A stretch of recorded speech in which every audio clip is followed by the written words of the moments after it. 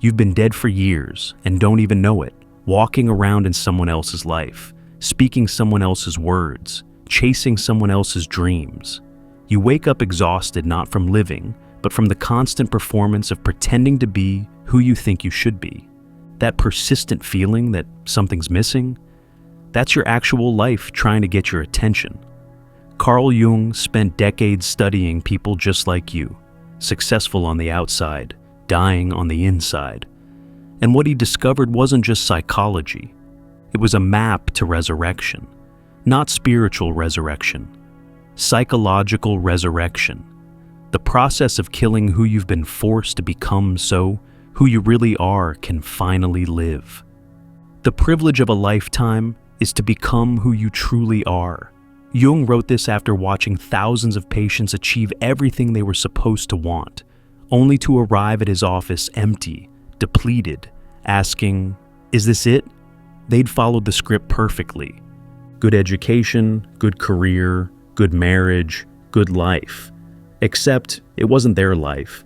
It was a life assembled from other people's expectations, a kind of psychological taxidermy that looked lifelike but had no pulse. Right now, you're probably living in what Jung called the false self, a construction built from parental expectations, social conditioning, trauma adaptations, and survival strategies. This false self isn't bad. It kept you safe. It got you through childhood. It helped you belong. But here's what nobody tells you. The false self has an expiration date. Usually somewhere around midlife, it stops working. The masks crack. The performance exhausts you. The achievements feel empty. That's not breakdown. That's breakthrough trying to happen. Until you make the unconscious conscious, it will direct your life and you will call it fate. Listen to what Jung is really saying. That life you're living that doesn't feel like yours, those patterns you can't seem to break, those ways you sabotage yourself right when things start going well, that's not bad luck or personal failure. That's your unconscious running programs installed before you had any say in the matter. You're not living your life, you're living your conditioning. Think about your daily existence. How many of your choices are really yours? The career you chose, was it your calling or your father's unlived dream?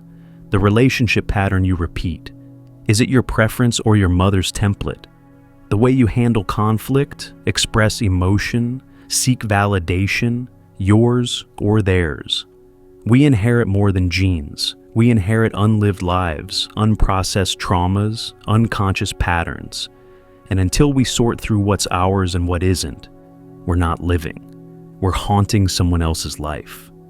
Everything that irritates us about others can lead us to an understanding of ourselves. This single insight could save you years of therapy. That person who drives you crazy with their arrogance. You've disowned your own power, the one whose neediness repulses you. You've rejected your own vulnerability, the success that makes you bitter. You've abandoned your own ambitions. Your emotional reactions are treasure maps to your lost parts. But most people spend their lives fighting the mirror instead of looking into it. Here's what Jung discovered that changes everything. You already are who you truly are. It's not about becoming someone new. It's about uncovering who's been buried under layers of should, must, have to. It's archaeology, not construction. You're not building a self, you're excavating one. And what you'll find isn't always pretty. The true self includes everything you've rejected, hidden, denied. Your shadows, your contradictions, your unacceptable parts. That's why most people prefer the false self. It's cleaner, simpler, more acceptable, just completely dead. I am not what happened to me. I am what I choose to become. But here's the paradox. You can't choose to become who you truly are while you're still pretending to be someone else. You have to first admit the pretense, acknowledge the performance, recognize the falseness. This isn't about self-attack, it's about self-honesty. You've been playing a character so long, you've forgotten it's a role. The first step to life is admitting you've been acting. The symptoms are everywhere if you're willing to see them. That chronic fatigue that rest doesn't fix, that's the exhaustion of maintaining a false self. The anxiety that appears from nowhere, That's your true self trying to break through. The depression that descends like fog, that's the grief of living someone else's life. Your body knows what your mind denies. You're living as an imposter in your own existence. Your vision will become clear only when you can look into your own heart. Who looks outside dreams. Who looks inside awakes. The world told you to look outside for validation, for direction, for identity. So, you built a self based on external feedback. Good grades meant you were smart. Approval meant you were good. Success meant you were worthy. But external construction creates internal emptiness. You became what worked, not what was true. And now, what worked isn't working anymore. Let's talk about what actually happens when you start becoming who you truly are. First, people won't like it. The false self you constructed was designed to fit in, to not threaten, to maintain harmony. Your true self, it has edges. It says no. It has preferences that inconvenience others. It stops managing everyone else's emotions. The people who benefited from your false self will resist your true self. They'll call you selfish, difficult, changed. They're right. You are changing. From dead to alive. Show me a sane man and I will cure him for you. Jung's dark humor points to a darker truth. What passes for sanity is often profound self-betrayal. The well-adjusted person might be the most lost. They've adapted so perfectly to external expectations that they've lost all contact with internal truth. They're sane because they've successfully suppressed everything authentic, everything that doesn't fit, everything real. That's not mental health. That's spiritual death. The journey to becoming who you truly are isn't a hero's journey. It's a descent. Jung called it the night sea journey. Going down into your own depths, facing what you've buried, reclaiming what you've disowned. This isn't comfortable. It's not Instagram-worthy. It's messy, painful, disorienting. You'll meet parts of yourself you don't like, desires you've deemed unacceptable, anger you've called inappropriate, power you've labeled dangerous. But these rejected parts hold your vitality. Your life force is trapped in what you've disowned. The meeting with oneself is, at first, the meeting with one's own shadow. The shadow isn't your evil twin. It's everything you've pushed into unconsciousness to survive. This includes positive qualities. Maybe you hid your intelligence because it threatened others. Maybe you buried your creativity because it wasn't practical. Maybe you disowned your sensitivity because it wasn't safe. Your shadow contains gold, not just darkness. But you have to be willing to go into the dark to retrieve it. Here's a practical exercise. Write down everything you judge in others, everything that triggers you, everything you can't stand. That's your shadow. Now, write down everything you admire in others, everything you wish you could be. That's also your shadow. You can't recognize in others what doesn't exist in yourself. The question isn't whether you have these qualities. It's whether you own them or project them. Owning them is the beginning of becoming real. In all chaos, there is a cosmos. In all disorder, a secret order. When you start becoming who you truly are, your life might look like it's falling apart. Relationships that depended on your false self will end. Careers built on others' expectations will feel unbearable. The entire structure of your existence might crumble. This isn't destruction. It's reorganization. The chaos is temporary. What emerges is ordered by your true nature, not external expectations. But you have to trust the process even when it looks like disaster. The midlife crisis Jung studied isn't about age. It's about authenticity. It happens when the gap between who you are and who you're pretending to be becomes unbearable. When the cost of maintaining the false self exceeds the benefits. When something in you says, "I can't do this anymore," and means it. This crisis is actually an opportunity. The Chinese character for crisis combines danger and opportunity. The danger is staying false. The opportunity is becoming real. We cannot change anything until we accept it. This is the paradox that breaks most people. You want to become who you truly are because you can't accept who you've become. But transformation requires accepting where you are first, not approving of it, not liking it, just acknowledging it.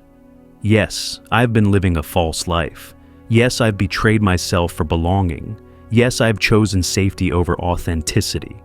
This acceptance isn't defeat, it's the beginning of victory. Here's what Jung saw that most miss. Becoming who you truly are isn't selfish, it's service. The world doesn't need another copy, it needs originals. Your false self might be pleasant, but it's not powerful. It might be acceptable, but it's not transformative. Your true self, with all its rough edges and contradictions, has something to offer that your false self never could: authenticity. And authenticity is what heals, what creates, what transforms. Where wisdom reigns, there is no conflict between thinking and feeling. The false self creates this conflict. It thinks one thing and feels another. It wants one thing and does another. It knows one thing and says another. This split is exhausting. The true self is integrated. Not perfect, but whole. Thoughts, feelings, and actions align. Not because they're always noble, but because they're honest. This alignment is what creates the energy you've been missing. The fear that stops most people is the fear of rejection. If I become who I truly am, will anyone love me? Will I belong anywhere? Will I survive? These fears are real because they're rooted in childhood reality. As children, we needed approval for survival. Rejection meant death. So we created a self that wouldn't be rejected. But you're not a child anymore. Rejection won't kill you. And the acceptance you get for being false isn't worth the death of being real. I'd rather be whole than good. This might be Jung's most revolutionary statement. Goodness without wholeness is performance. It's the false self's favorite costume. But wholeness includes your darkness, your selfishness, your anger, your forbidden desires, not to act them out unconsciously, but to own them consciously. When you can say, yes, I have rage without being ruled by it, you're free. When you can acknowledge, yes, I have greed without being controlled by it, you're whole. Here's what becoming who you truly are actually looks like day to day. You stop saying yes when you mean no. You stop apologizing for your existence. You stop explaining yourself to people who are committed to misunderstanding you. You start making choices based on what feels true rather than what looks good. You start disappointing people who need you to be who you're not. You start surprising yourself with who you actually are. The energy that returns when you stop maintaining a false self is staggering. Think about how much life force goes into monitoring yourself, editing yourself, performing yourself. When that energy is freed, it's like discovering you've been driving with the parking brake on. Suddenly, movement is effortless, decisions are clear, creativity flows. Not because you've added something, but because you've stopped blocking what was always there. Your perception will become clear only when you can look into your own soul. But soul looking requires courage most of us aren't taught. It means seeing your own multiplicity. You're not one consistent self. You're a collection of selves. The professional you, the intimate you, the child you, the shadow you. The false self tries to present one consistent character. The true self acknowledges all the characters and chooses consciously which one to express when. This isn't fragmentation, it's range. The practical path forward isn't dramatic, it's incremental. Start with small truths. Say what you actually think in low-stakes situations. Express a preference you usually hide. Admit an interest you've deemed unacceptable. Each small truth builds the muscle of authenticity. Each honest expression weakens the false self's grip. You don't have to burn your life down. You just have to stop building it up with lies. Everything about other people that doesn't satisfy us helps us to better understand ourselves. This reframe changes everything. Instead of trying to change others, you examine what they're reflecting. Instead of demanding they be different, you ask why their way of being disturbs you. Each irritation becomes information. Each judgment becomes insight. Each reaction becomes revelation. Other people become mirrors for your becoming, not obstacles to it. Here's what Jung knew that's hard to accept. Some people won't survive your becoming. The relationships built on your false self have no foundation for your true self. The people who needed you weak won't celebrate your strength. The ones who benefited from your people-pleasing won't appreciate your boundaries. This isn't cruel, it's honest. Not everyone is meant to go where you're going. Letting them go is part of letting yourself emerge. The privilege of a lifetime is to become who you truly are. But privilege implies choice, and that's what Jung is really saying. You can choose to stay false. Many do. It's safer, more predictable, less disruptive. You can live your entire life as who you're supposed to be and die without ever meeting who you are. That's a choice.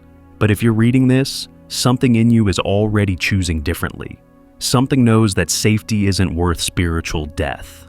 The signs that you're becoming who you truly are aren't always pleasant. You might feel more alone before you feel more connected. You might feel more confused before you feel more clear. You might lose false peace before you find real peace.